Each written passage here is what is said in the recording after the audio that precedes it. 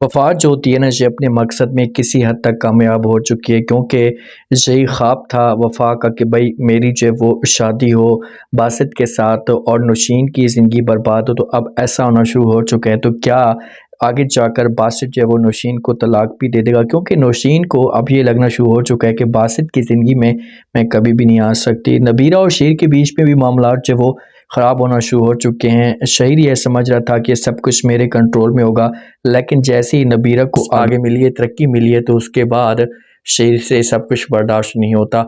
मार जो होती है ना जी आती है आकर वफ़ा के साथ बात करती है और कहती है कि जो शख्स जज़्बात में आकर तुम्हारे साथ निकाह कर सकता है तो सोचो कि वो तुम्हारे साथ आगे क्या कर सकता है या वो आगे क्या करने वाला है। ये बातें जब वफ़ा सुनेगी तो अपनी माँ को समझाने की कोशिश करेगी। माँ को बोलेगी कि माँ जी एक तो तुम भी ना मुझे हर वक़्त परेशान करती रहती हो, परेशान होने की कोई भी ज़रूरत नहीं है, अब सब कुछ मेरे कंट्रोल में है। लेकिन माँ समझाने की कोशिश करती है और कहती है कि देख लें इस बारे में। वफ़ा कहती है कि निकाह हो चुका है, अब इसके अलावा और कुछ भी नहीं रहा। तो माँ कहती है कि अगर ये सब कुछ नौशीन को पता चल गया तो आपके लिए कितनी बड़ी मुसीबत खड़ी हो सकती है, आपने कभी इस बारे में सोचा है? तो ये बातें वफ़ा सुनेगी तो अपनी माँ को जवाब देगी और कहेगी कि अगर पता चल भी जाता है तो इसमें कौन-सी गलत बात है? आप इस बात की टेंशन ना लें और मैं यही चीज़ें तो चाहती हूँ।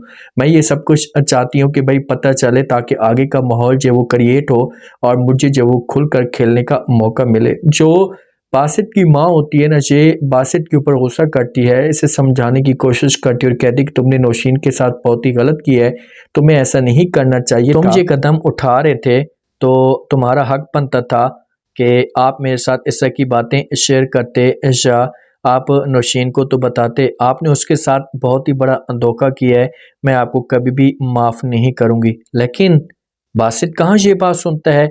बासित के दिमाग के अंदर तो सिर्फ़ और सिर्फ़ वफ़ा का भूत है और ये इतने ज़्यादा नौशीन के साथ नफ़रत करना शुरू हो चुका है कि ये समझता है कि ये सब कुछ नौशीन की वजह से हुआ है और मैं नौशीन को कभी भी माफ़ जो है वो नहीं करूँगा। अब जब आती है वफ़ा की माँ आकर बात करती है बासित के साथ, बासित का जो है वो माइंड चेंज करने की कोशिश करती है। ऐसे कहती है कि देखें बासित, आपकी माँ जो है ना इसके ऊपर मुझे ऐसा लगता है कि नौशीन ने कोई जादू टूना किया हुआ है कि वो उसके अलावा किसी और के बारे में सोचती तक नहीं है, वो हर बात उसी की मानना शुरू कर देती है।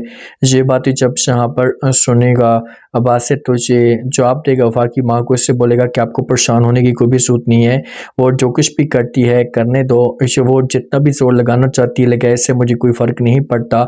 बस मैं जो है वो आप लोगों को कभी भी नहीं छोड़ूँगा, या मैं कभी भी वफ़ा को अब नहीं छोड़ सकता। मज़ीद ये अपने पाँव जमाने की कोशिश करती। अब प्रोजेक्ट चल रहा होता है, शहीर वाले उम्मीद लगाकर जाते हैं क्योंकि नबीरा की भी यही सोच होती है कि भाई शहीर को प्रोजेक्ट मिले और ये सारा का सारा करे। जब सारे के सारे अपनी सीटों पे बैठे होते हैं, शहीर के चेहरे के ऊपर बड़ी मुस्कुराहट होती है, तो आगे से क्लाइंट्स या मालिक जो होता है ये बात करता है और कहते हैं कि ये जो प्रोजेक्ट है मैं अब ये सौंपने चाह रहा हूँ। ये नाम लेता है, इतने में जो शहीर होता है ये उठने लगता है। शहीर ये समझता है कि मेरा नाम आएगा, लेकिन वो नबीरा का नाम ले लेता है और जब नबीरा का नाम लेता है तो उसके बाद शहीर के पाँव तले ज़मीन निकल जाती है। शहीर के चेहरे के तासुरात बता रहे होते हैं कि वो इस मामले पे बिल्कुल भी खुश नहीं है। नबीरा की तरफ भी देखना शुरू कर देगा। नबीरा को कह सकता है कि नबीरा ये सब कुछ क्या है? तो आगे से नबीरा जो होगी मौके पे तो हाँ गुस्सा करेगा शहीर, लेकिन जब घर में जाएँगे तो वहाँ पर भी नबीरा इसे समझाने की कोशिश करेगी।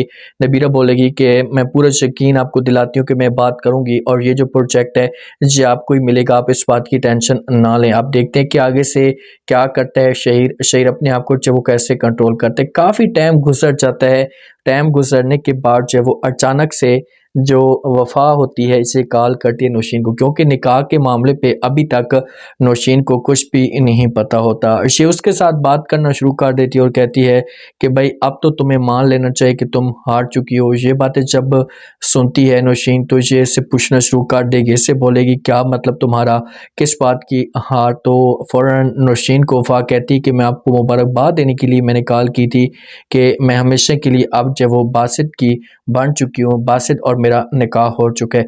ये अल्फाज जब यहाँ पर नौशीन सुनेगी तो नौशीन के पाँव तले ज़मीन निकल जाएगी।